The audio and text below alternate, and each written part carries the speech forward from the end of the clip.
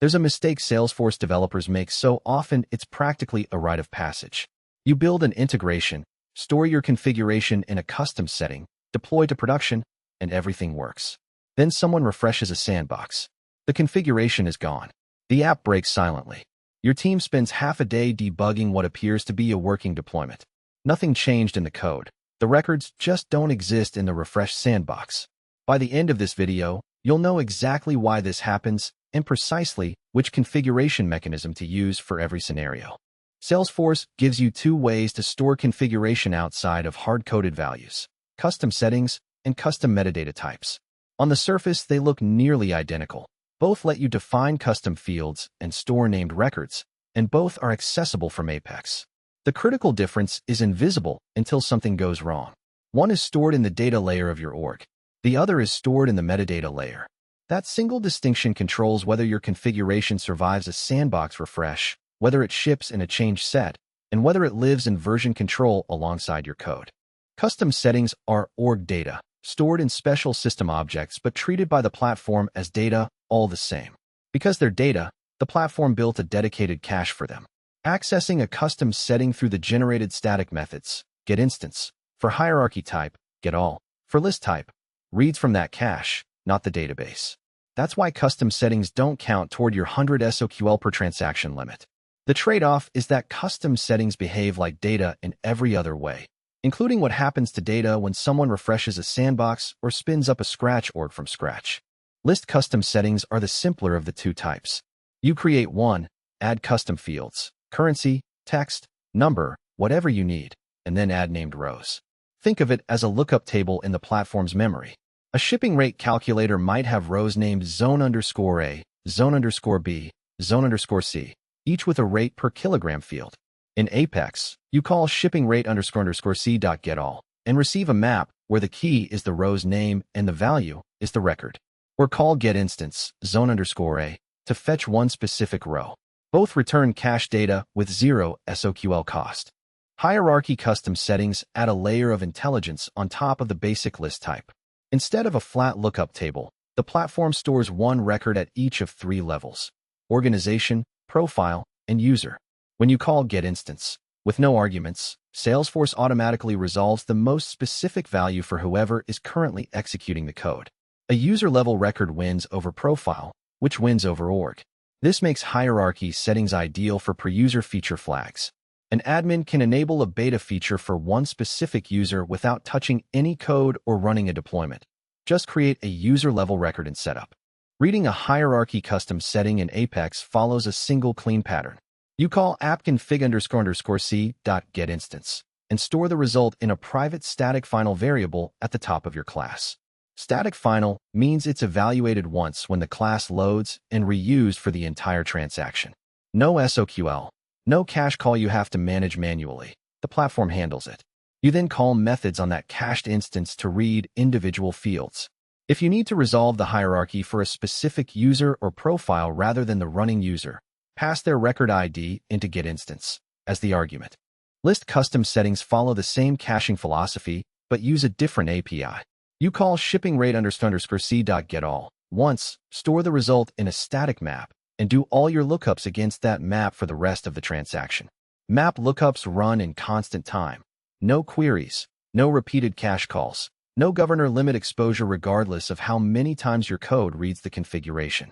In the shipping rate example, calculate cost takes a zone name and a weight, hits the map in a single lookup, and either returns the calculated cost or throws a clean exception for an unrecognized zone.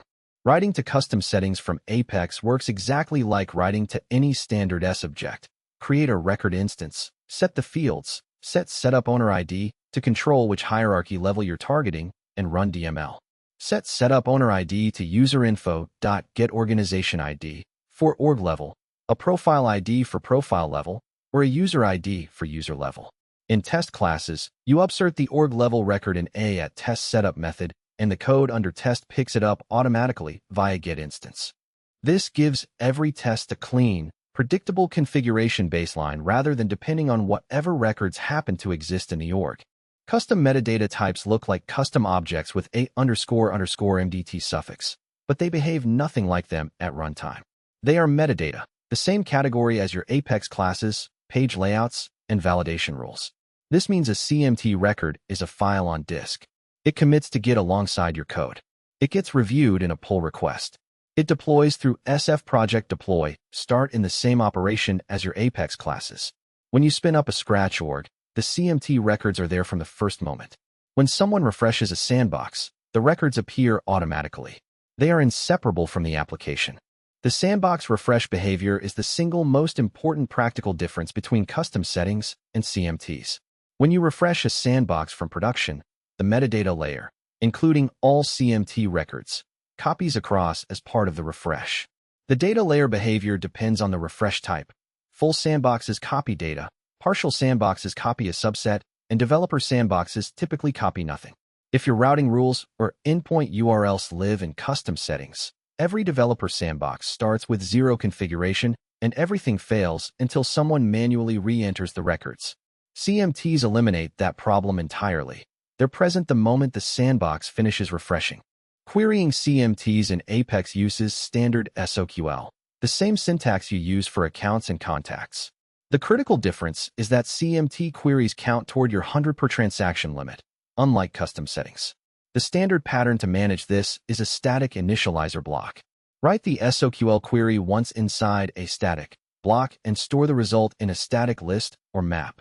Salesforce executes that initializer once when the class first loads in a transaction, and every subsequent call in that transaction reuses the in-memory result. You pay one SOQL query per transaction regardless of how many methods read the configuration. DML operations on CMT records are blocked in live Apex transactions. If you attempt to insert or update a CMT record from a trigger or a class running in production, Salesforce throws a system.dml exception at runtime. This is deliberate. CMT records are metadata, and changing metadata is a deployment operation, not a data operation. To update a CMT record in production, you use the Metadata API, the Tooling API, or you edit it directly in Setup under Manage Records. In test contexts, you don't insert records either. There's a separate pattern specifically for testing code that depends on CMT data. Testing code that reads CMT records requires a different approach than custom settings because standard DML is blocked. The pattern uses a at test visible static property with a lazy loading getter. In production, the getter fires a SOQL query on first access and caches the result for the transaction. In a test, you bypass the getter entirely. You construct CMT records using the new keyword, set their fields directly, and assign them to the static property. Your test method sets up mock data in 2 or 3 lines, and then calls the production method normally. No SOQL consumed, no DML needed, full control over the test data. CMTs support a special field type called a metadata relationship, which lets one CMT reference another CMT. As an example, a validation rule from DT might have a lookup to a validation config under from DT that holds error message templates. In Apex, you query these using standard notation, validation config _, error message _c in your select clause. The platform resolves the relationship in the query the same way it resolves parent lookups on standard objects. The constraint to know upfront is that CMT lookups can only point to other CMTs, not to standard objects or custom objects. Plan your configuration schema around that boundary before you start building. The most expensive mistake in Salesforce configuration is storing deployment-critical config in custom settings. It feels natural, the setup UI looks identical, the fields look the same, adding records feels the same. The problem surfaces weeks later when a developer creates a new sandbox or a new team member clones the repo and spins up a Scratch org. There are no records. Every integration endpoint returns null. Every conditional check defaults to false. The application fails in unpredictable ways. If removing the records would break the application's core functionality, those records must be custom metadata types. The code that depends on them should ship with them. The pattern used in mature Salesforce orgs combines both mechanisms, with each doing what it's actually designed for. Custom metadata types define the structural configuration of the application. Integration endpoints, routing rules, validation thresholds, message templates. That configuration deploys with the code, lives in Git, and gets code reviewed before touching production. Custom settings then sit as a control layer on top.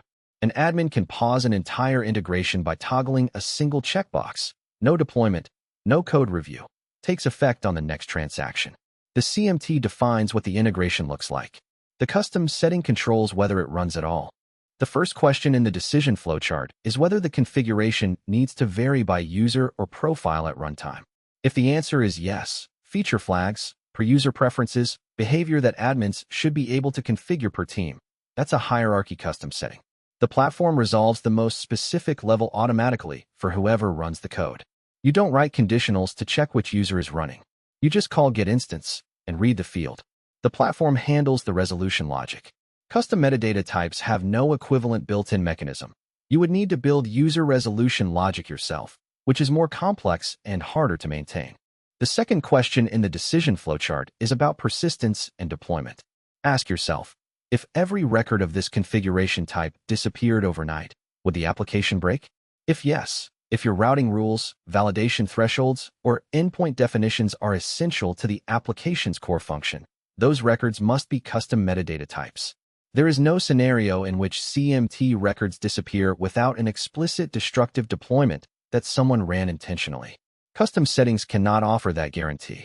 A sandbox refresh, a scratch org, a new environment. Any of these can produce an org with 0 custom setting records and a silently broken application.